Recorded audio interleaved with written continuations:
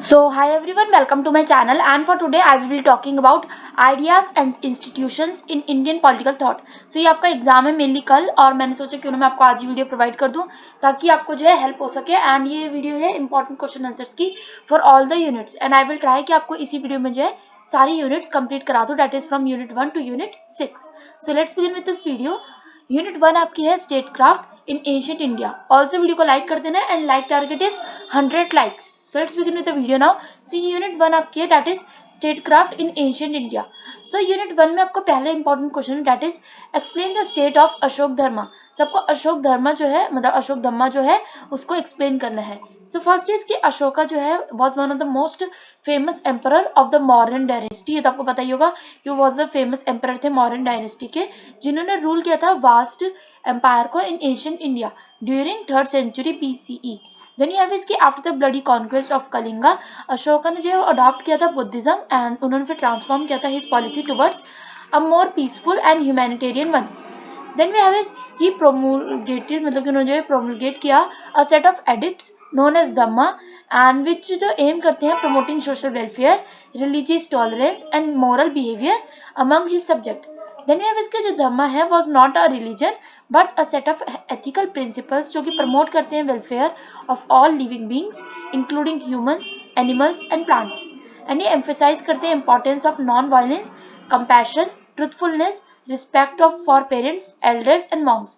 And Ashok का जो धर्म है वो अशोका का जो धर्म जो है प्रमोट हुआ था, मतलब also promoted the spread of Buddhism through missionaries and the establishment of stupa and monasteries. Now we have the next important question, that is question number 2. Briefly explain the nature and historical development of political institutions in ancient India. So ये आपका next important question है, that is कि आपको बताना है explain करने में लिए nature of and historical development of political institutions in ancient India.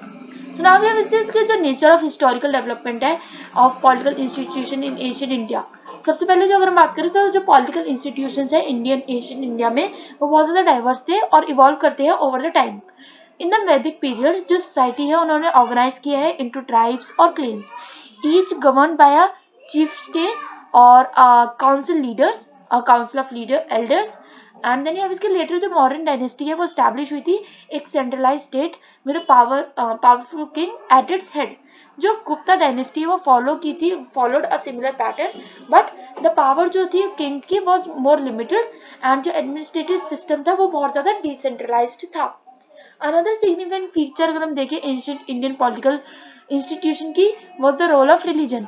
सो जो हिंदू कास्ट सिस्टम था वो प्ले करता था एक crucial role in defining the social hierarchy, and the Brahmans had a dominant position in the religious and political spheres. So जो Buddhism और Jainism था वो also had a significant influence on the political life as seen in the case of Ashoka Dhamma. And अगर आपको धम्मा के बारे में ज़्यादा नहीं पता तो एक बार आप क्लास 12 की अपनी एनसीईआरटी बुक्स ओपन कर सकते हो, मे बी 11th की। सो उसमें आपको बहुत सारी चीज़ें जो है पता चल जाएंगी।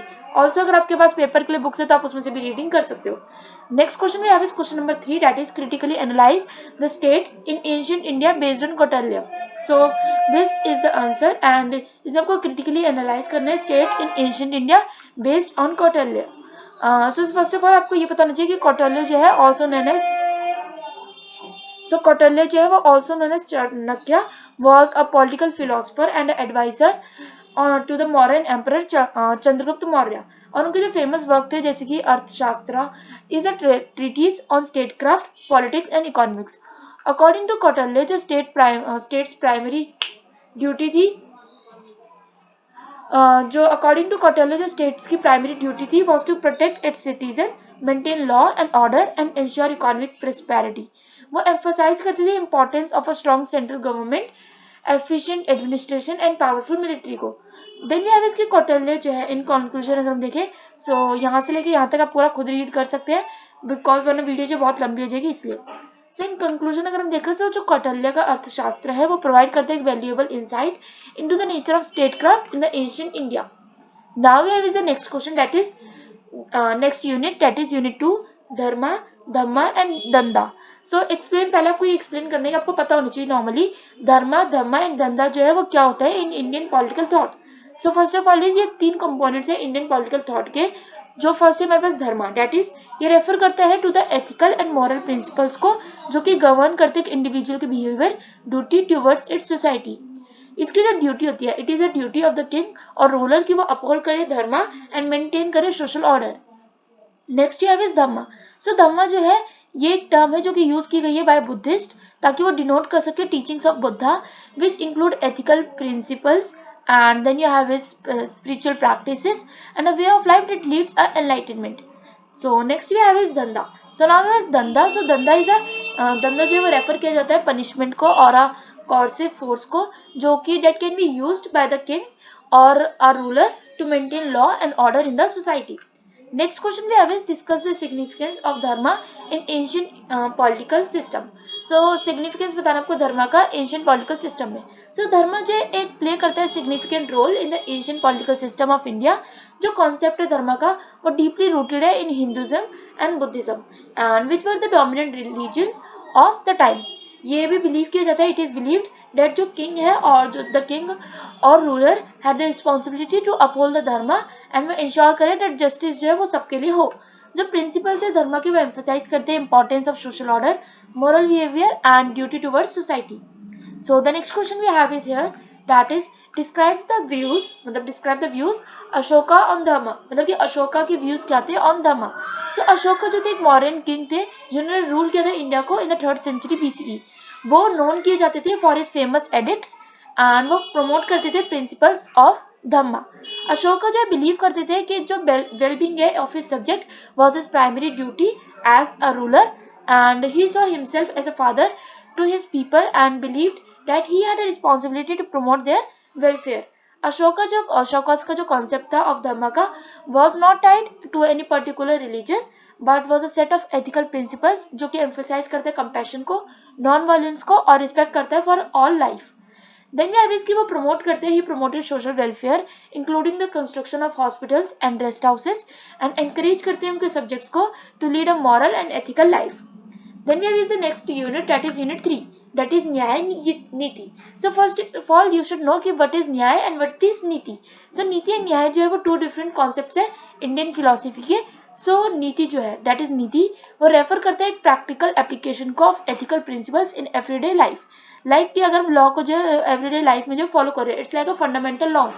Then we have in it likes a discipline law something like that होता है ना, disciplinary law something like that. So वो I am not able to recognize that name, but yeah, so you will be able to understand that thing कि नीति जो है वो है एक रेफर करते हैं practical application of ethical principle in everyday life. ये इंक्लूड करते हैं guidelines of proper conduct and behaviour as well as the rules and regulation for the governance. Next you have is Nyaya. So Nyaya क्या है? न्याय है एक system of logic and epistemology जो कि deal करते हैं nature of knowledge, perception and reasoning और ये प्रोवाइड करते हैं framework for understanding the world and making valid conclusions based on the evidence and logical interference. Next question we have is question number 2 that is the critique of theory of न्याय refers to comparative न्याय। So जो critique है मतलब जब critique है theory of न्याय वो refer करते हैं comparative न्याय को। So आपको इसको कमेंट करना है, ये एक स्टेटमेंट है particular. So the critique of theory of न्याय can refer to comparative न्याय which is a method, मतलब एक मेथड है of analyzing and evaluating different systems of knowledge and philosophy। And जो कंपेरेटिव न्याय जो है वो इन्वॉल्व करता है comparing the ideas and concepts of Nyaya with those of other social of thoughts, मतलब schools of thoughts such as Vedanta और Buddhism in order to gain better understanding of their similarities and differences. Next we have is through this process जो comparison है, strength है मतलब the comparison, the strengths and जो weakness है of न्याय can be identified and evaluated. Next you have is explain the highlights of the philosophy of न्याय presented by the same. So first of all who is Sen? So Sen जो है ये philosopher J.N. Sen इनको हम कहते हैं। So the philosophy of न्याय है वो present की गई है by philosopher J.N. Sen जो कि emphasize करते हैं importance of logic, reasoning and empirical evidence in the pursuit of knowledge। According to Nyaya जो नॉलेज है वो एक्वायर्ड होती है through perception, interference, comparison and testimony. और जो न्याय का सिस्टम है वो एक लॉजिक है, मतलब ऑफ लॉजिक वो प्रोवाइड करते हैं एक rigorous framework for evaluating evidence and drawing valid conclusions. Nyaya जो है वो ऑल्सो एम्फेसाइज करते हैं importance of ethical conduct and the pursuit of happiness as a ultimate goal of human life.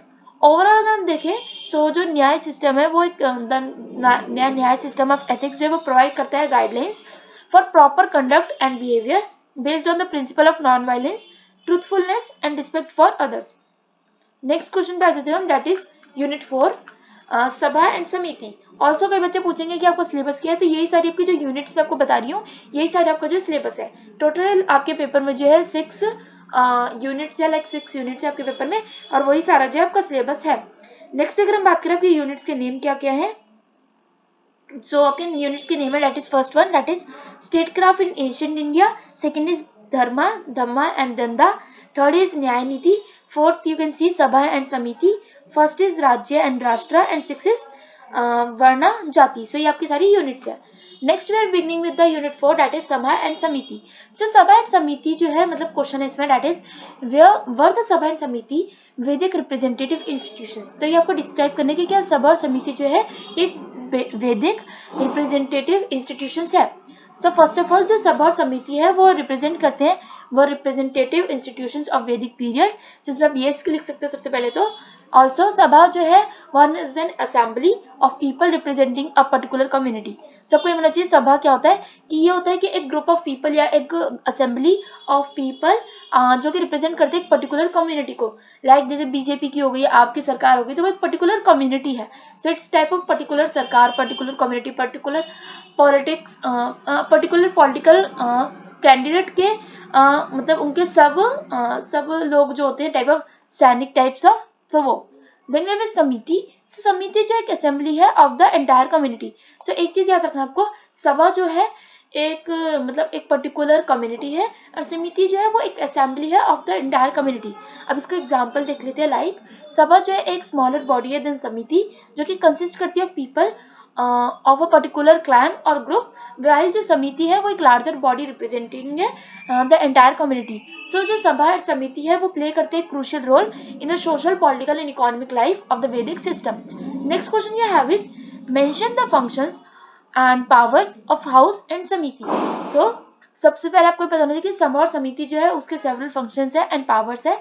जो सभा है वो रिस्पॉन्सिबल है for the administration and the affairs of the community and such as settlement of disputes, law making and the distribution of resources, whereas samiti जो है on the other hand ये एक responsible है for the election of the king and making treaties and declaring war. So next question we have is compare sabha samiti with the present political institutions. So आपको compare करना है सभा को and समिति को with the political मतलब institutions जो present political institutions है उससे, that is कि modern जो है इस समय। So जो सभा एंड समिति है can be compared to present day political institutions such as local councils and parliaments. Like local councils कैसे हो सकती है? The सभा was responsible for the administration of the affairs of the community, while जो समिति वो responsible है for making important decisions such as declaring a war. Similarly, like parliament जो सभा एंड समिति है वो representative है, वो representative bodies that made decisions on behalf of the community. So the next question we have is next unit we have is unit number 5. Unit 5 mainly that is Rajya and Rashtra. So Rajya and Rashtra में हमारा जो first question है and that is one of the most important topic for this unit, that is Kautilya's theory of state. तो आपको इसमें कौटिल्यास की theory of state को जो डिस्कस करना है। ऑल्सो कई बच्चे बोलेंगे कि इतना सा ही हमारे को क्या आंसर लिखना है पेपर में, तो नहीं, इतना सा नहीं लिखना आपको जो इसको जो भी मैं आपको बता रही हूँ उसको आपको अच्छे से डिस्क्राइब करना है एंड बाकी आपने अपनी तो पढ़ाई करी होगी। सो उन वर्ड्स को जो है आप इसी मतलब इस तरह के आंसर्स के साथ लिख सकते हैं। अगर आपको नहीं पता आंसर राइटिंग कैसे करते हैं, कैसे लिखते हैं एक एक आंसर को, तो आंसर राइटिंग की वीडियो मैं आपको मोस्ट प्रोबेबली डिस्क्रिप्शन में भी प्रोवाइड कर दूंगी एंड आपको वीडियो के एंड में भी मिल जाएगी।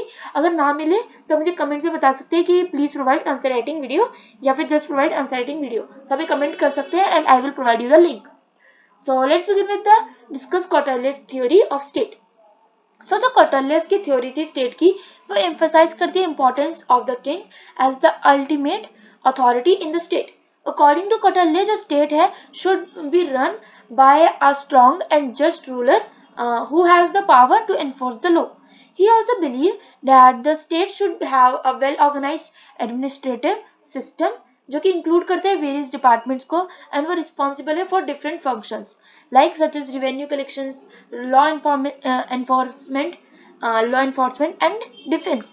Next question we have is what kind of state emerges from Ashoka's Dhamma?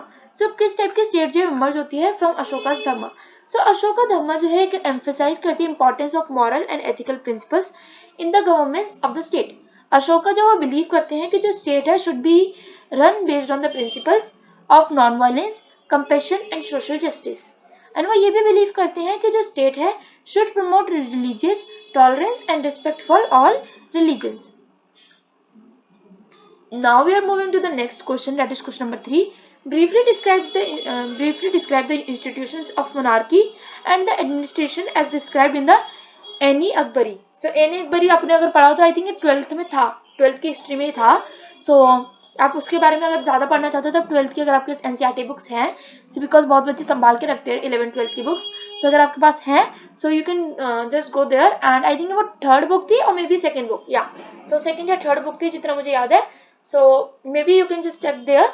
I think second book was most probably because 3 books थी हिस्ट्री की in 12th. So I just remember कि second book में आपका एनी अकबरी का था. And I am not remember with the chapter, but chapter जो होगा आपका वो 7 या 8 था. So now we are beginning with the next question कि आपको इसमें इंस्टीट्यूशंस के बारे में डिस्क्राइब करना है ऑफ मोनार्की एंड जो कि डिस्क्राइब किया by any Akbari.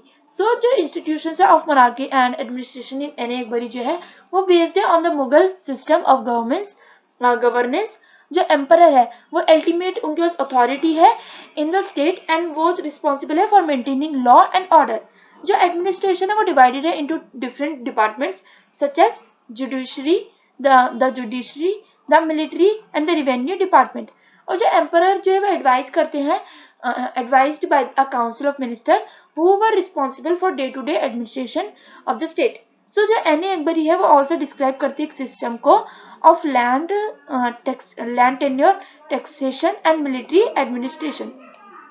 So now we are beginning with the next unit, that is I think last unit, yes. So we are with the last unit, that is unit 6, Varna Jati. So here we have the first question, that is define the alphabet system and describe the different theories about its origin. So alphabet system इतना important नहीं है, but I thought कि important हो सकता है, तो इसलिए मैंने सोचा इसके ऊपर भी क्वेश्चन रख लिया जाए. So alphabet system जो है वो रेफर करता है to a set of written characters used in particular language. So जो origin of alphabet system जो है ये एक subject है of debate among scholars. and कुछ theories जो है, some of the theories जो कि regarding इसके regarding है, that is the Egyptian hieroglyphs theory. So it is like this.